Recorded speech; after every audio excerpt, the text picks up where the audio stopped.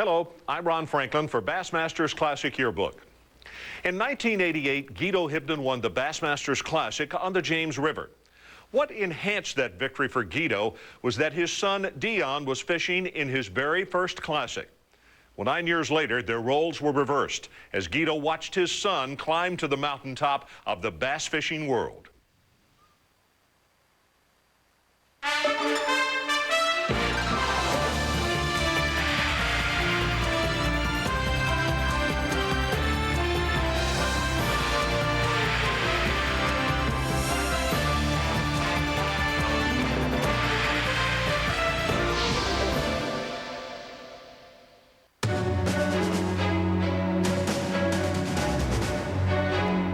Logan Martin is a lake that's it's not real wide. You can pretty much see what's going on all up and down the lake. There's not really any hidey holes.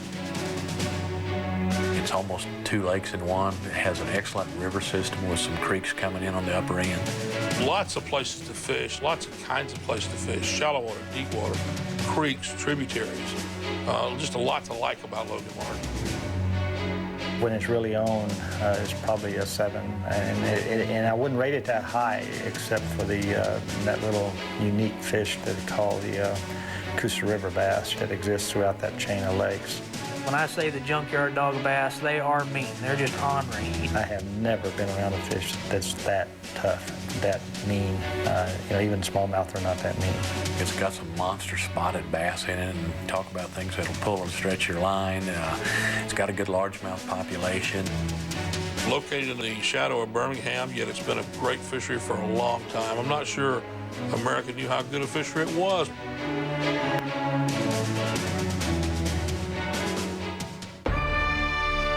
In 1997 was another historic year in the Classic because you had the son of a former winner, Dion Hibdon, whose father, Guido, had won an earlier Classic. Let's have it one more time for our champion, Dion Hibdon. Hold that trophy.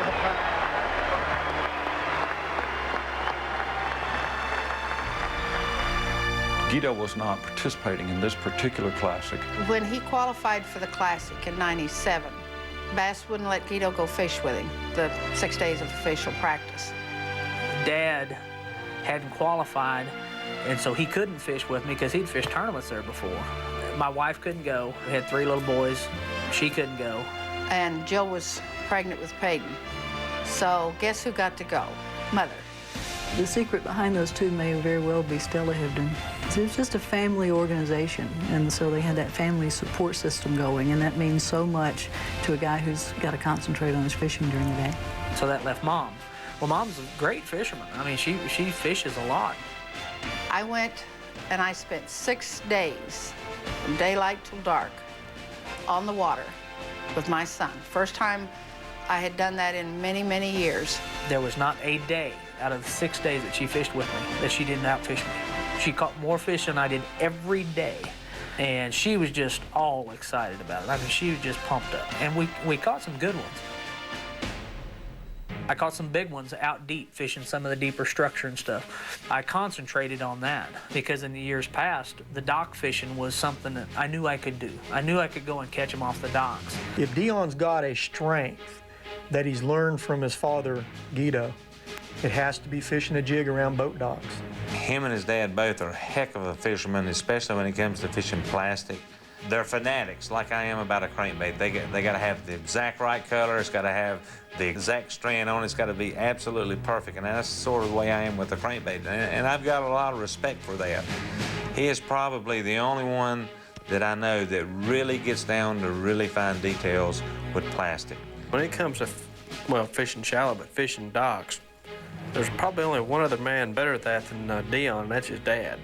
I can skip a bait where about as good as anybody that walks. And then there's Dion.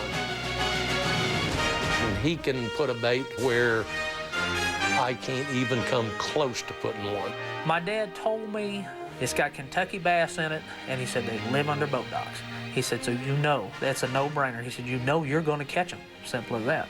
He said, now all you have to do is go settle yourself down and make something happen. When I went there to pre-practice, I didn't fish those boat docks hardly any. I mean, like I say, out of the 6 days, I fished them one day. And then I only fished them about a half a day. I stayed deep. I tried to catch big ones. And I think, if anything, she was impressed that there was no doubt in my mind what I had to do to win, and I stuck to it. I come home and I told Guido then, and I have seen a side to him this week that I didn't know he had. Dad's like, man, you guys must have really whacked him, because she's really excited about this. And I said, well, it was a lot of fun. And I knew then that he was capable of doing it. As soon as we come home, she spread the word. This one's over. You know, he's going to win this one.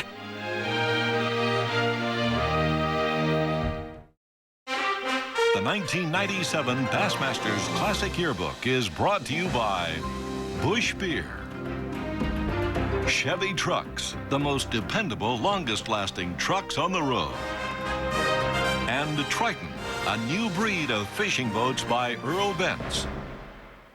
Fire them up, pull out about 10 feet and put the hammer down. Jerry, you stop.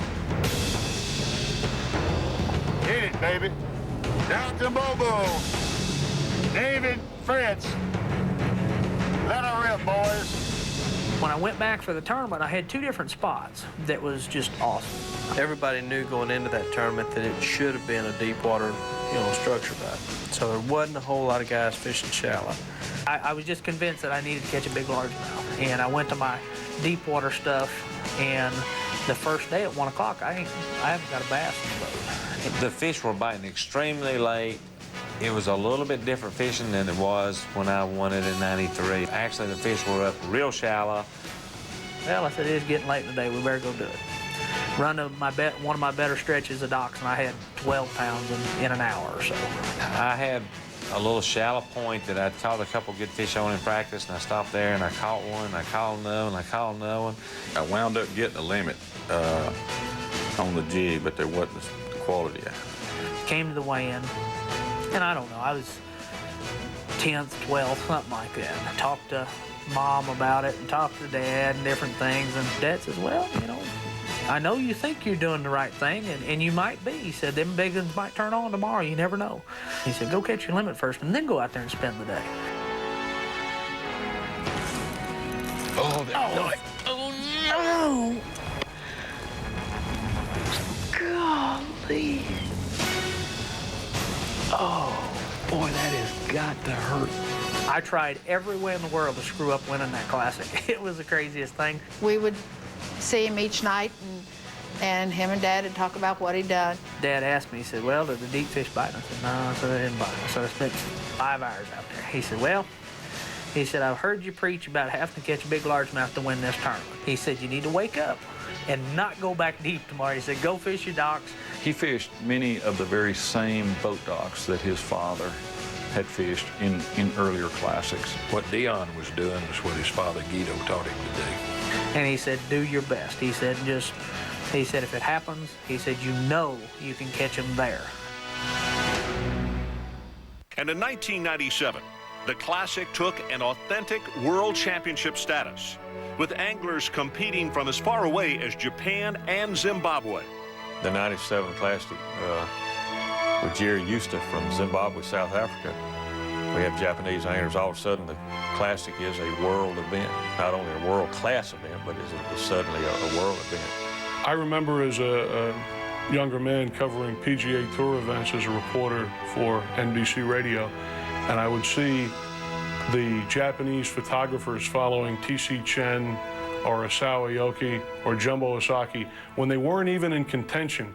But the fact that they were competing on U.S. soil was a big story overseas. We have that on the Bass Tour. We have the magazines and the .com and the photographers following the Japanese anglers. I started this job, fishing writer, almost 15 years ago. At that time, I've never dreamed that they come, some Japanese angler will fish a Bassmaster Classic. It's incredible. Bass fishing's big in Japan and a lot of other countries, and now they're coming over and competing. I think it's great that we're international now, and I welcome it. I want to see the sport grow in other countries abroad as well as here in the U.S. 14 pounds, 9 ounces, there's your leader! Woo! It's an amazing thing to go there and fish with people you've just read about, and especially coming from Zimbabwe. Oh, amazing. That was my first goal as a bass fisherman, to participate fishing in Bassmaster's Classic, yes. Japanese anglers have been very competitive, and we're starting to see all societies get involved in this sport, and that's awesome. Not only does it appeal to all age groups, but it appeals to people all over the world.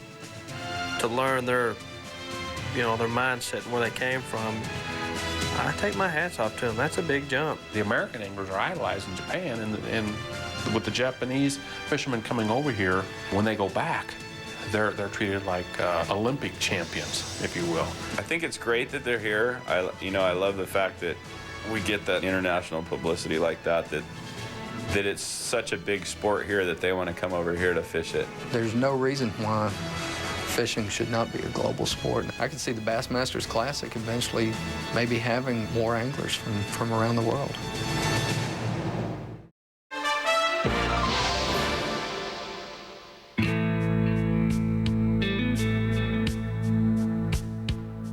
Dalton Bobo is another one of those guys that climbed up the hard way. I remember hearing Dalton talk about quitting his job to fish the Classic in '97, and I remember thinking, man, what a commitment. I was a technician on weaving looms, and basically it was just a hot, greasy, mechanic type work. To fish the different tournaments, he not only took vacation time, but I believe after he used up his vacation time, he had to pay others to work for him. I actually had used the vacation time just going through the series of Federation tournaments, and once I qualified for Classic, I was really out of time.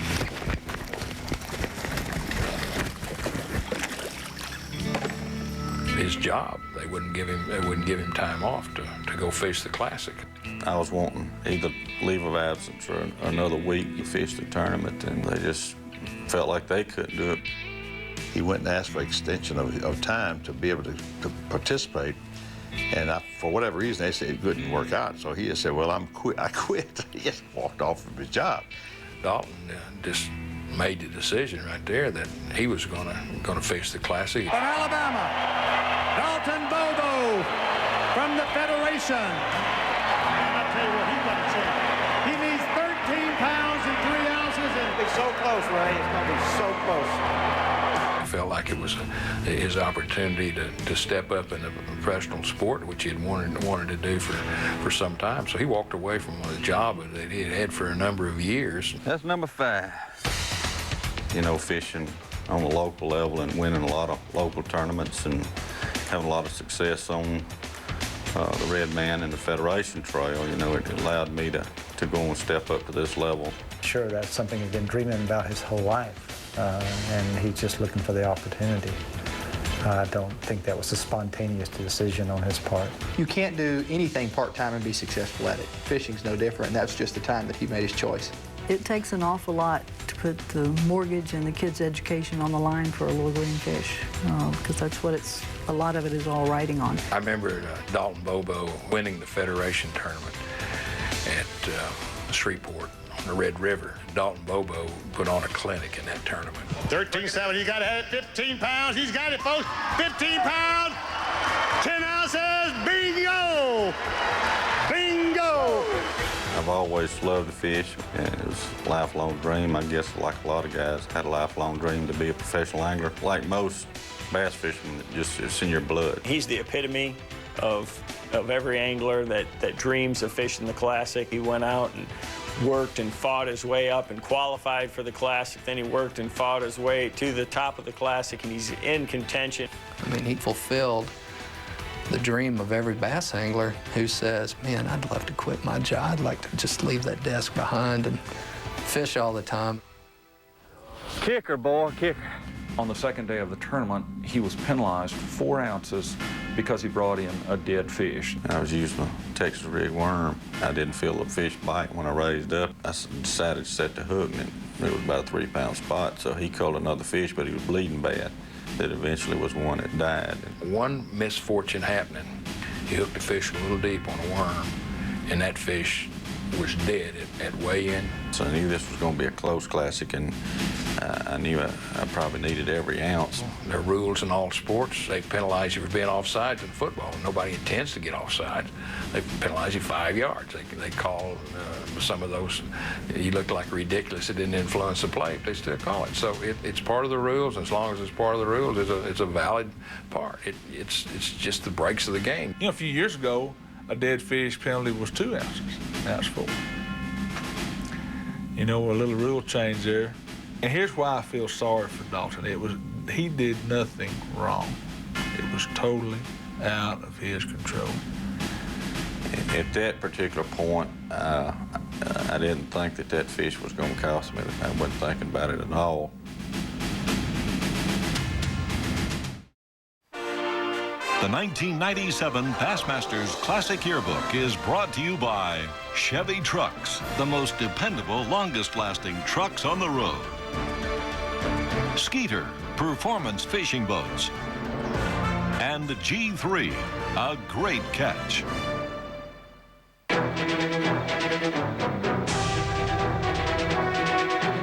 Came in and Dalton was the first one there, and like I say, they were oohing and on over his fish when I got there.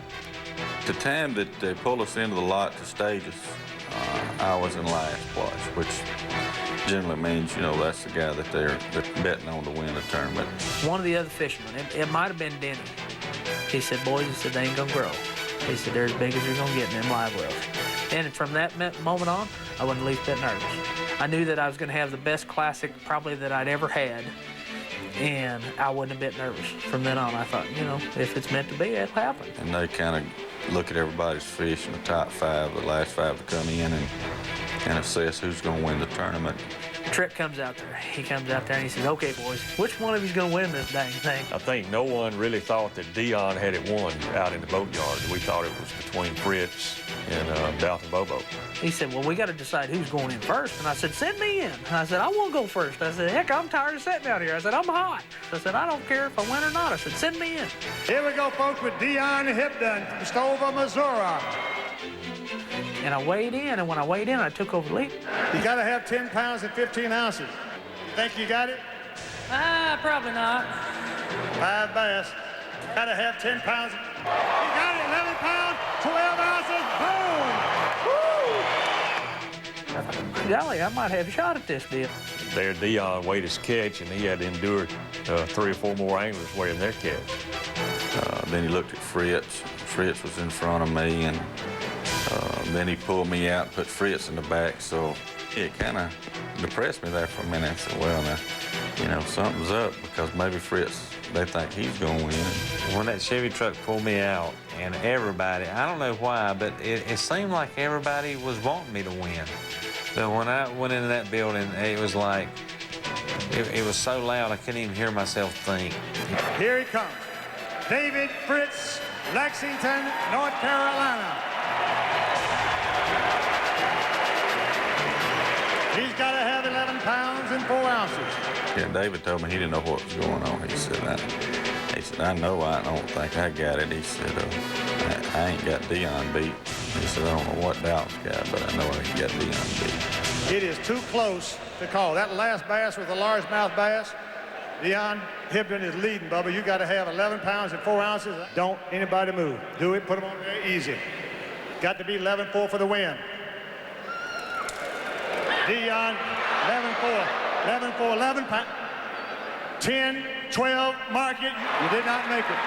I knew it was going to be off closed, and until Dalton weighed in and got it all done and everything, I mean, none of us knew.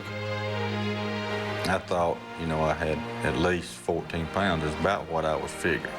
When they told me I needed 13, I think it was 13.3, I thought, I got that. He's got to have 13 pounds and 3 ounces, and I believe you've got it. Got to be. Careful, do it. Careful, do it. All right, ease him up on the scale. Got to be 13.3. Got to be 13.3. Got to be 13.3. 13 pounds, 1 ounce. Then when the scale stopped on 13.1, it just, I don't know, you can't explain that feeling. It just like it took all the wind out of me. that's when it finally hit me. When I did win, it was crazy. Bring the champion up here. 34 pounds and 13 ounces. Move him on up. Dion Hibdon, come on up. Dion. Certainly the thing that sticks out is Dalton Bobo lost by 1 ounce, I think, due to a dead fish. And to win by 1 ounce, you know, it just meant to be my turn. I guess I'll always remember what David told me in the elevator going up after it was all over. He said, that's got to be the toughest way to lose, to know you got the raw weight to win, but you can't win because of a dead fish, you know. And basically it is. I mean, I did everything right and I had the raw weight. It was just the dead fish penalty that kept me from the Classic crown. That was his first Classic. And qualifying as an amateur, I imagine it was heartbreaking. Do I feel bad that Dalton Bobo quit his job and I beat him by 1 ounce? No. Dalton Bobo, had he not had a dead fish the day before, he wins the Classic. And naturally, Dion Hibdon, he wins the Classic and becomes the first father-son duo with him and Guido to ever own the title of Bassmaster Classic winners. I can understand how proud Guido was to see his son win the tournament. I remember his mom and his wife and his dad, and it was just one of those, again, one of those little peaks of glory. Stella and I cried like a baby, and I mean, she started when he pulled the 5th fish out of the boat. I mean, she started. Of course, there again, I cried. I mean, you know, I got a bad habit of that. I fell apart again, and I cried. And I blamed it on her. I said I wouldn't have probably cried if it hadn't been for you. Guido and his wife Stella were just ecstatic. They were beside themselves. I think he probably said that it meant more to him to see his son win than the time that he won.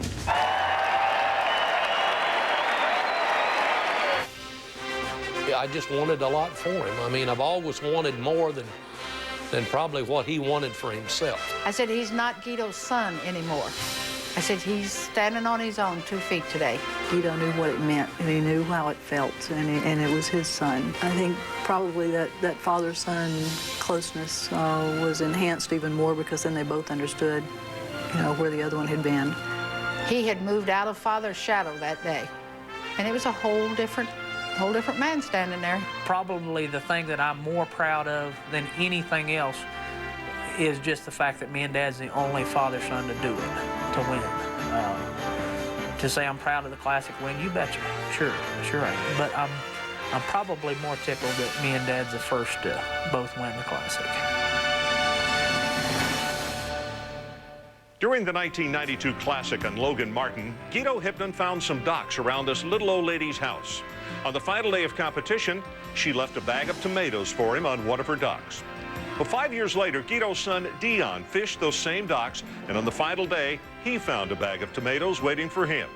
Watching him win the Classic from her backyard were Guido and Stella. For Bassmaster's Classic Yearbook, I'm Ron Franklin.